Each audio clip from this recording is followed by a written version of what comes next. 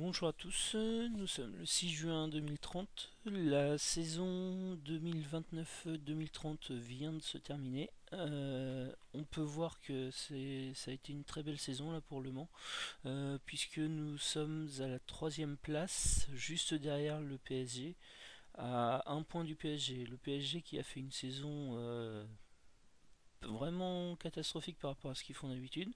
Et c'est vraiment Lyon qui a tiré son épingle du jeu en étant vraiment très très solide sur toute la saison.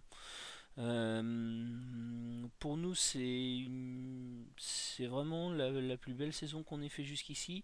C'est en grande partie dû à la refonte tactique, puisque l'effectif n'a pas beaucoup changé.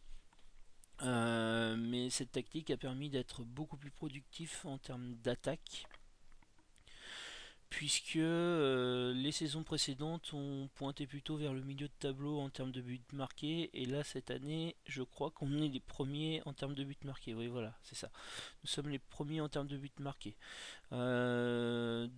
C'est je pense le bon choix qui a été à faire, dans le sens où on a un effectif avec des attaquants qui sont vraiment très très bons et une défense un petit peu moindre.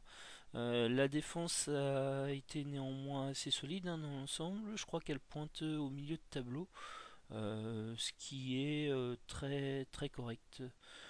Donc voilà.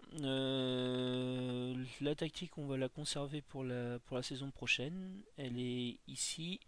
On va peut-être changer deux trois petites consignes individuelles pour un joueur ou deux. Ici sur le poste de Mezzala par exemple, c'est un poste que j'ai du mal à faire performer. Donc je vais réfléchir dessus sur est-ce que je change un petit peu sa façon de faire. C'est souvent Aguirre qui est en Mezzala et il n'a pas un dribble énorme, et j'ai l'impression que ça nuit un petit peu à ses prestations. Euh, le poste de meneur de jeu fonctionne très bien avec de grosses performances dans l'ensemble. Les deux postes là d'attaquant fonctionnent très bien avec Marcelin, et je pense qu'on cherchera à mettre un autre attaquant intérieur attaque à ce poste là aussi. Sinon on a des ailiers attaque en temps normal. Le poste d'attaquant intérieur fonctionne correctement, il peut peut-être être amélioré, je sais pas, on verra. Sinon sur tous les autres postes dans l'ensemble, je suis très content de ce qu'on obtient. Donc on va probablement la conserver dans l'ensemble, et on va juste peut-être y faire quelques petits ajustements. Ça va être à voir, on va y réfléchir et on verra ça en début de saison. Côté des finances, parce que c'est un point qui devient important. On était plutôt sur quelque chose qui a augmenté chaque année. Là cette année on est sur quelque chose qui a descendu et qui a atteint les qui est tombé en dessous en négatif, qui était même à moins 11 000 au moment de la fin de saison. Donc c'est quelque chose, je pense qu'il va falloir essayer d'assainir les finances là. Peut-être faire une vente, une grosse vente. On a des jeunes joueurs, donc il y a moyen de faire une grosse vente. On a quelques joueurs en tête à vendre. Donc on va peut-être le faire là pour essayer d'assainir ses finances. D'autant qu'on a demandé quelque chose à nos dirigeants. On a demandé d'agrandir le stade, puisqu'on fait 25 000 personnes pratiquement à chaque match. Et ils ont accepté, donc on va agrandir le stade. Ce sera agrandi pour la fin de saison prochaine. Le but, ça va être vraiment d'améliorer les fonds. Donc je pense qu'on va essayer d'assainir encore un peu plus, même si elles sont considérées comme saines, nos finances. Je pense qu'on va essayer de les assainir encore un peu plus, parce que si jamais une année on n'a pas une compétition européenne, on risque d'être dans la mouise sur une saison. Donc on va essayer de jouer la carte de la sécurité. Côté effectif, on va faire un tour sur les joueurs qui ont composé l'effectif cette année. Donc Alexandre Royo a été un gardien vraiment très solide. Il est à moins de buts encaissés par rapport au nombre d'apparitions, donc ça c'est plutôt positif. C'est pas tout le temps que j'ai ça moi dans mes parties. Donc je suis très content de ce qu'il apporte. C'est un gardien vraiment très solide. Il commence à être dragué par quelques clubs européens, mais je pense qu'on va essayer de le conserver un maximum. On l'a re-signé de toute façon là jusqu'en 2034.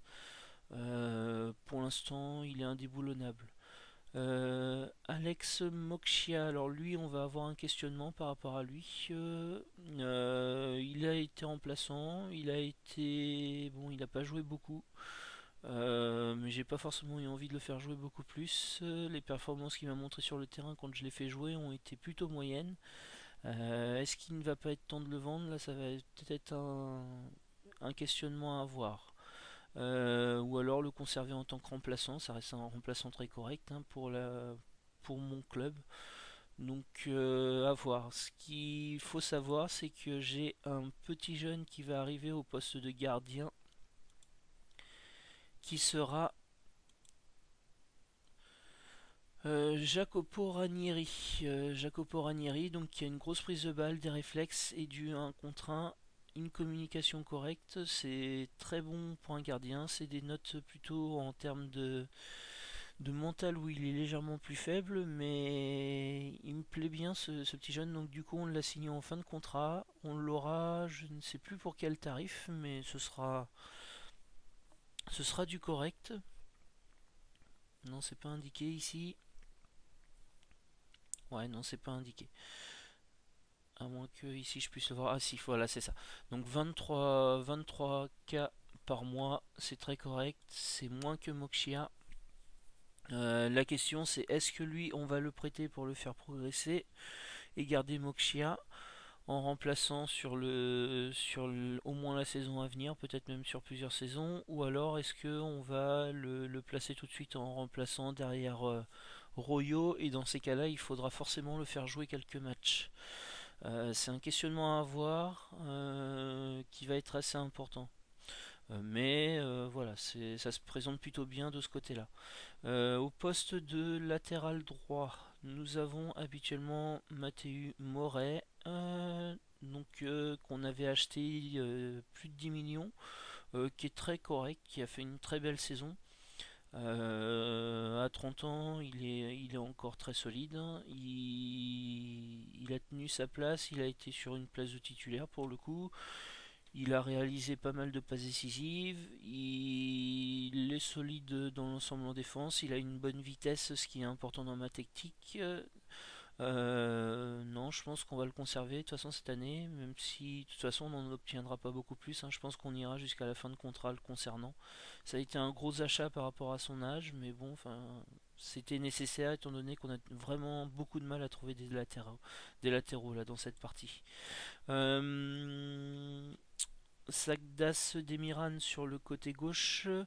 Alors il est très solide, toujours très fort, toujours d'un niveau très très bon.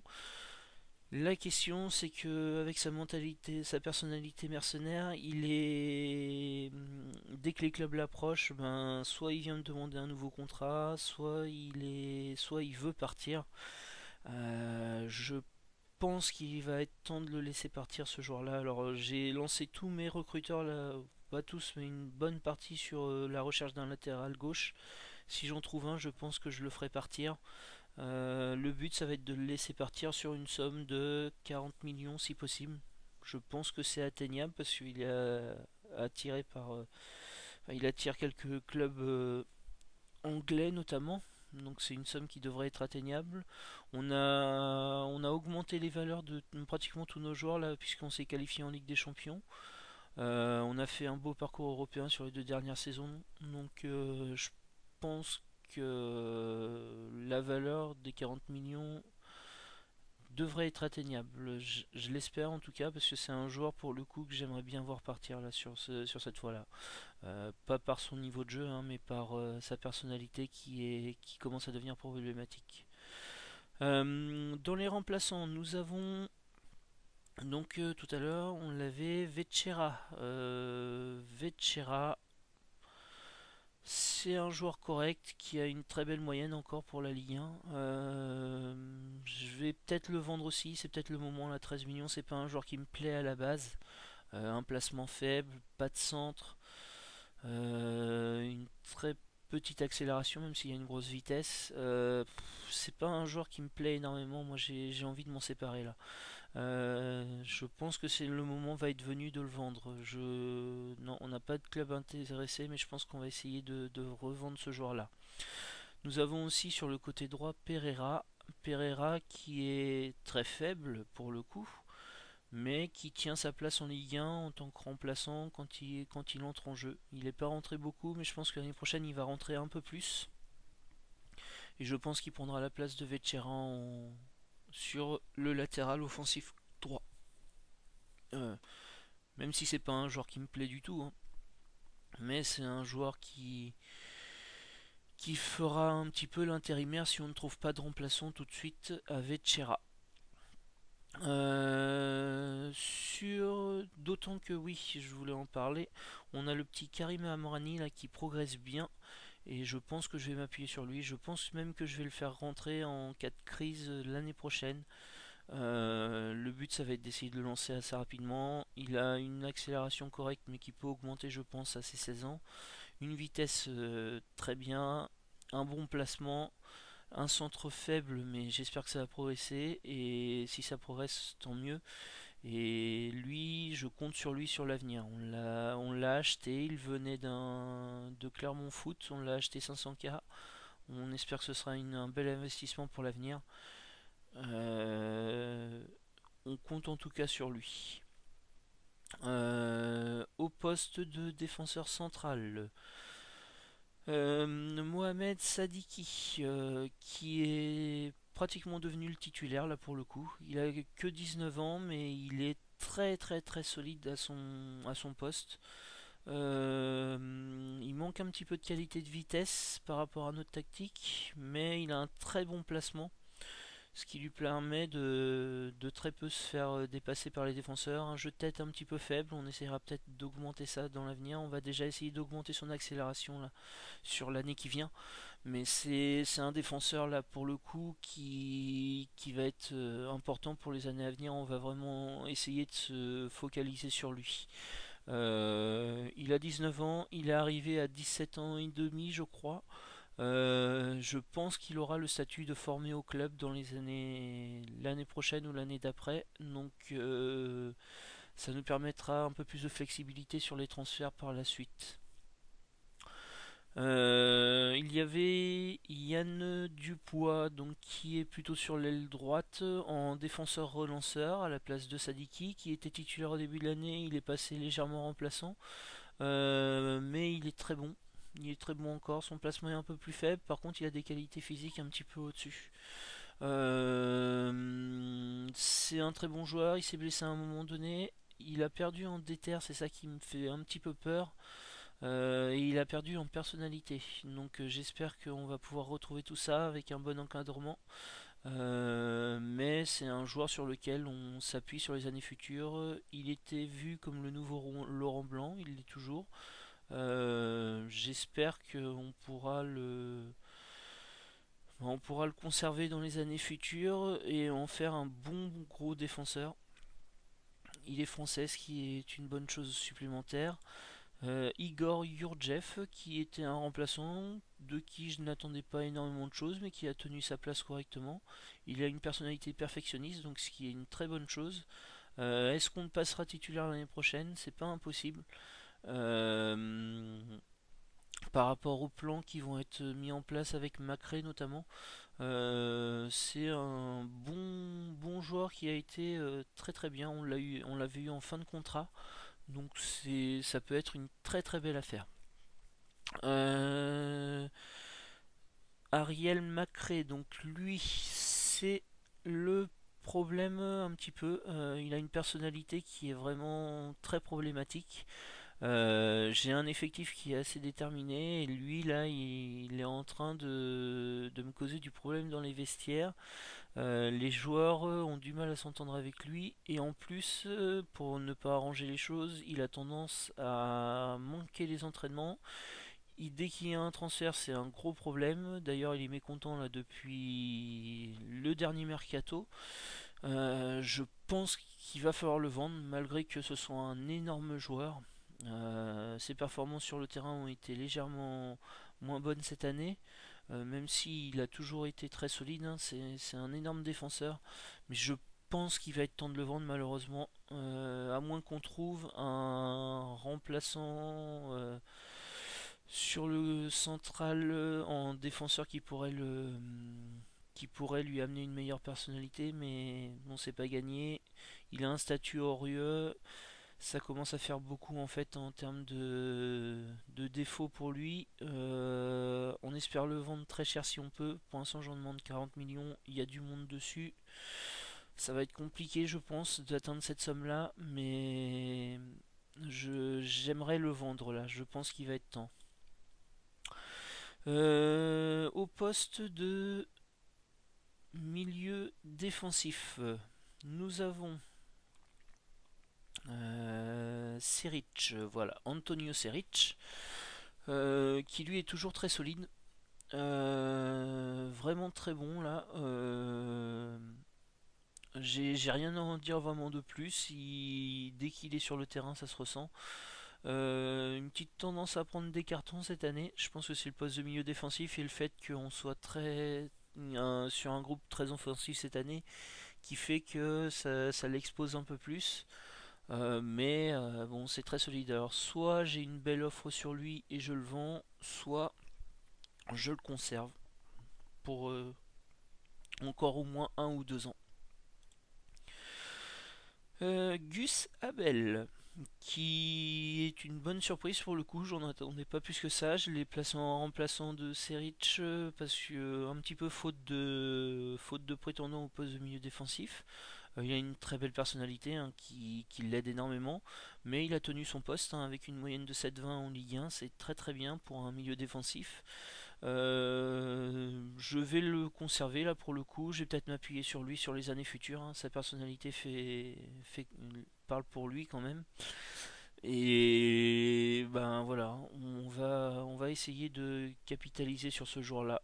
Je pense dans les années futures au poste de milieu défensif. Au poste de meneur de jeu, donc nous avions tout d'abord en priorité Ibanez, Mariano Ibanez, qui est la pépite du club au poste de milieu central, hein.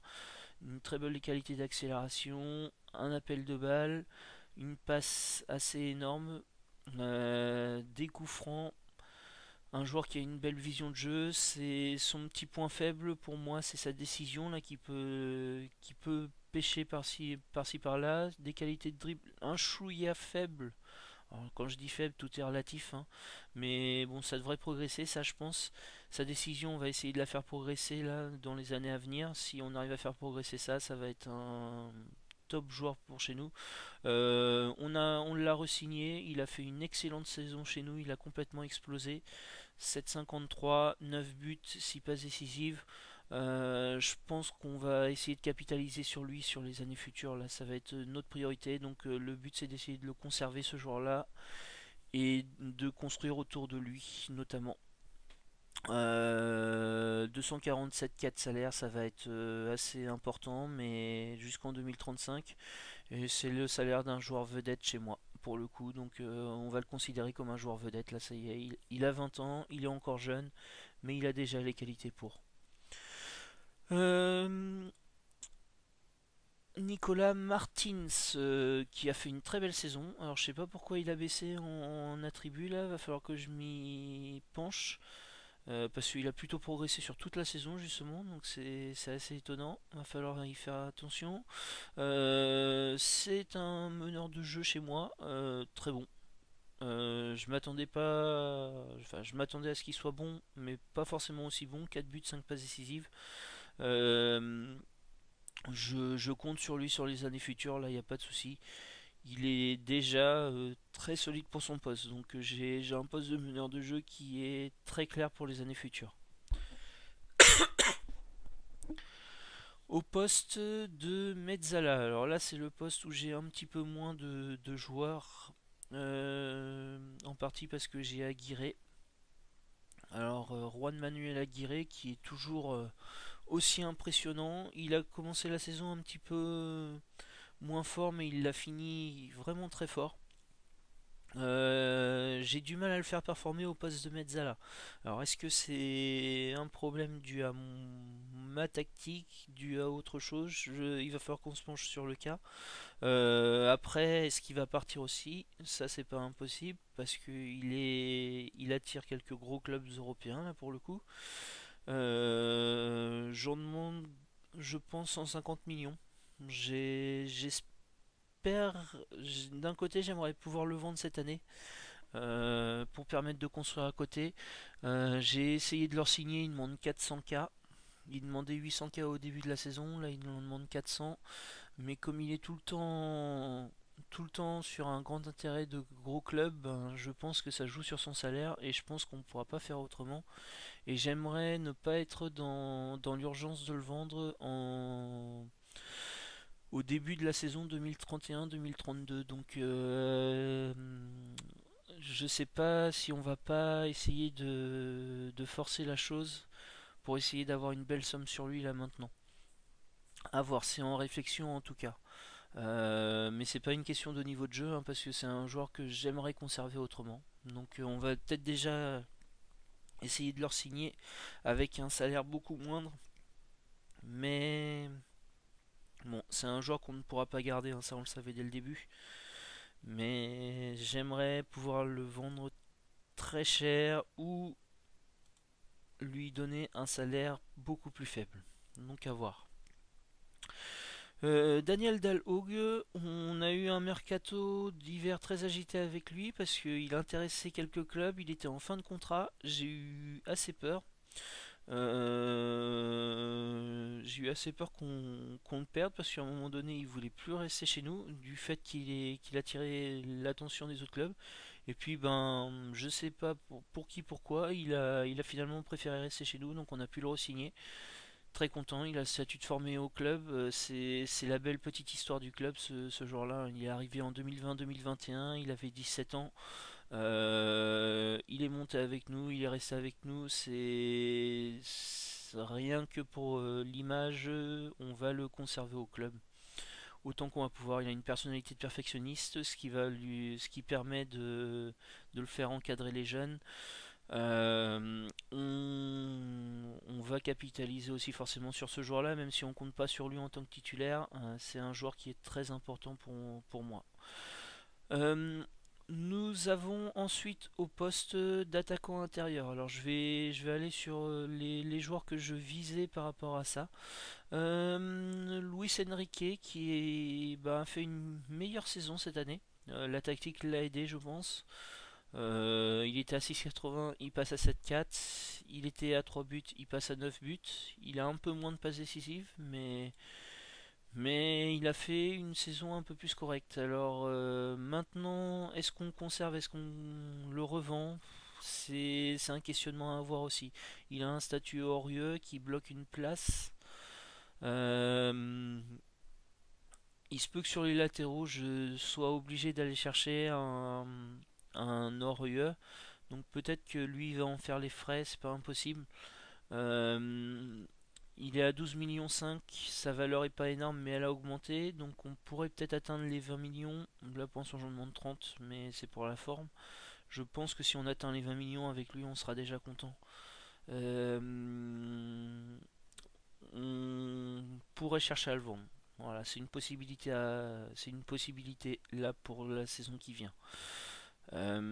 Nous avions Félix Faure. Félix Faure, qui est donc un très bon joueur. Le problème, c'est il a été blessé à un moment donné. Il a eu du mal à revenir derrière. Et en plus, pour ne rien arranger, au moment de sa blessure, il a été dragué par les gros clubs européens, le Paris SG notamment. Et du coup, ben, il voulait partir. Et il a voulu partir sur une bonne partie de la saison. Ce qui fait que les stats qu'il a là, en fait, sont pratiquement dus au tout début de saison. C'est toujours un très gros joueur, c'est toujours un joueur sur lequel je m'appuie. Il a le statut de formé au club, donc l'année prochaine il sera encore là, d'autant plus que c'est le capitaine. Mais c'est peut-être un joueur dont je vais me séparer dans les années futures. J'ai un joueur sur lequel j'aimerais m'appuyer. Malgré que lui il soit au club depuis ses 17 ans aussi, hein. c'est une belle histoire du club, mais peut-être qu'il ne pourra pas avoir un statut de titulaire dans les années futures par rapport à son poste. Sa passe en fait est un petit peu faible. Et c'est un poste qui demande des qualités de passe, mine de rien, qui sont assez conséquentes. C'est un poste qui demande à être complet au niveau en termes de buts marqués et de passes décisives. Il a une belle vision de jeu, donc ce qui aide. Une inspiration correcte, et enfin très correcte même, et une décision très correcte aussi. Donc du coup, sa qualité de passe, on s'en sent pas trop amoindri, mais ça peut poser souci. En tout cas, ça va être peut-être une réflexion dans les 2-3 ans à venir, ce joueur-là. Mais pour l'instant, il reste au club sans problème.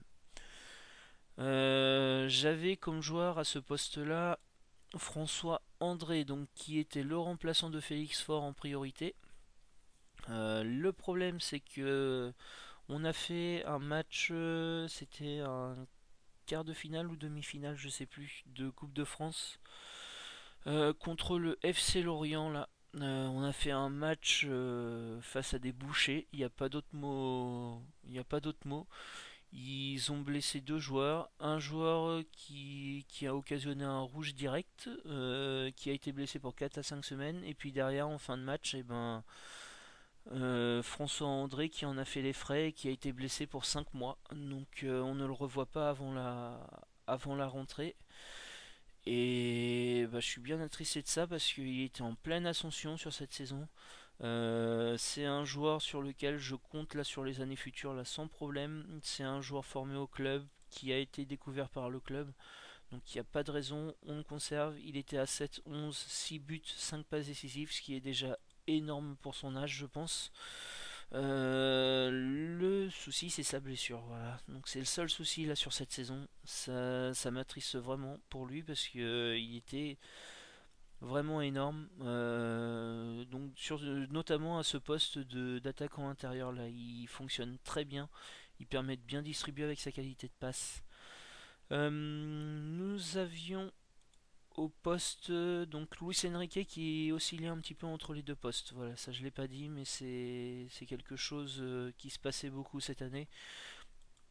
Marcelin, donc le plus gros achat du club, mais aussi la plus grosse pépite. Là, il y a pas photo. Il a 20 ans, il est assez professionnel. Et alors, il a des qualités de buteur impressionnantes.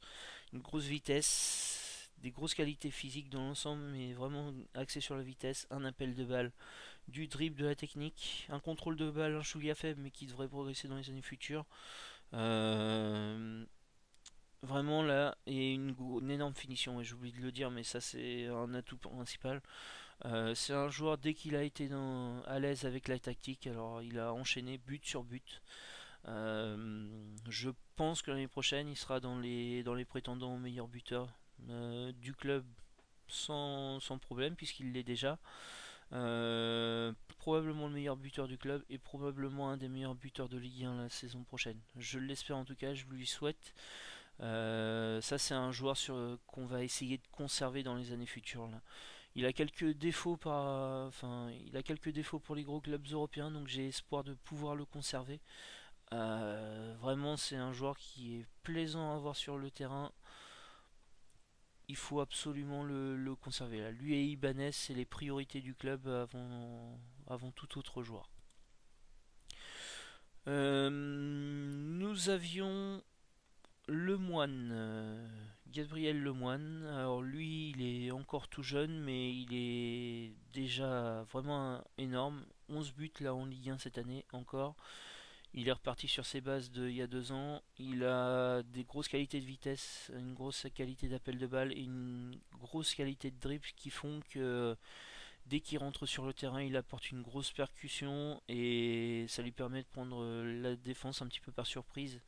Il est souvent sur des envolées un petit peu individuelles, mais ça fonctionne et donc lui, pour le moment, il est invendable, à moins d'une énorme offre, mais bah, qui peut arriver hein, vu qu'il est dragué par des clubs anglais. Mais c'est au minimum 40 millions et il n'y a pas photo. Willem Goebbels, donc qui est toujours solide. Il s'est blessé, il a perdu un petit peu en finition là sur cette saison. Mais il est toujours très très solide, hein, 14 buts, 7,26 de note de moyenne. Euh, gros buteur pour la Ligue 1 petit peu plus créateur dans la tactique là, mais ça, vu qu'il a des bonnes qualités pour, bah, ça fonctionne bien. Euh, un joueur sur lequel on réfléchira dans 2 ou 3 ans, mais l'année prochaine normalement il sera au club, à moins d'une grosse offre. Il n'y a pas de raison. Il va être temps quand même de penser à le vendre ce joueur-là parce que il a 28 ans. Donc ça peut être un joueur sur lequel il va falloir y réfléchir. Mais pour le moment, je ne souhaite pas y réfléchir. Voilà. Euh, du côté des petits jeunes qui sont arrivés au centre de formation, alors on a eu un énorme, une belle arrivée. Le problème, c'est que au bout de 2 semaines, je lui avais pas encore fait signer son contrat jeune. Bah, si son contrat jeune était signé, mais son contrat pro n'était pas signé. Et là, il attire l'œil d'un club qui s'appelle Arsenal. Alors, c'est quand le jeu il voudra, voilà. C'est ce petit jeune, c'est voilà, c'est Andrea Rotella, donc qui a un potentiel pour être vraiment dans les top joueurs. En plus, un milieu défensif, une personnalité de perfectionniste à 15 ans.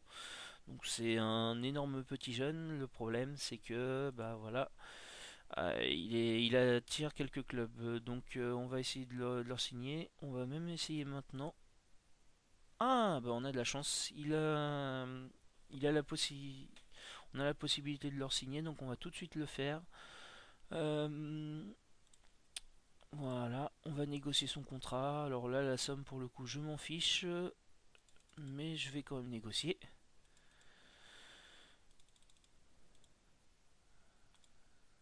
Tac, on va enlever ces clauses là qui m'intéressent pas.